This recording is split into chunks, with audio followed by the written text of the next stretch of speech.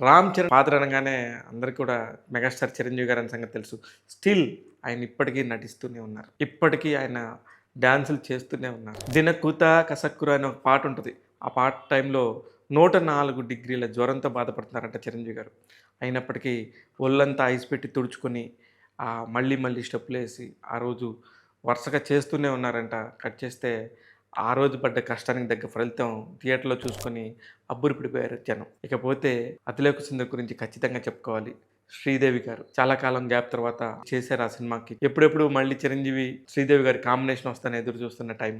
అప్పుడు బీభత్సంగా చిరంజీవి గారు అనగానే రాధ, రాధిక, భానుప్రియ, విజయశాంతి గారు వీళ్ళ నలుగురు రాజ్యం వెళ్తున్న టైము. పక్క ఏ కోదండరామిరెడ్డి గారు, కె. రాఘవేంద్ర గారు సినిమా తర్వాత సినిమా, సినిమా తర్వాత సినిమా హిట్లు ఇస్తూనే ఉన్న టైం. కరెక్ట్‌గా 1987, 88 దాకా ప్రతి ఒక్క సంవత్సరం కూడా చిరంజీవి గారి సినిమాలు 7-8 రిలీజ్ అయ్యాయి. ఆ ఒక్క సంవత్సరం మాత్రమే 4 సినిమాలు రిలీజ్ అయినాయి. అందులో 4 కూడా ఒకటి 'కొండవీటి దొంగ'. ఆ సినిమా కూడా సూపర్ డూపర్ హిట్. ఏ కోదండరామిరెడ్డి గారి దర్శకత్వంలో వచ్చింది. 'జగదేక వీరుడు అతిలోక సుందరి' ఎంత పెద్ద విజయం అందరికీ తెలిసిందే.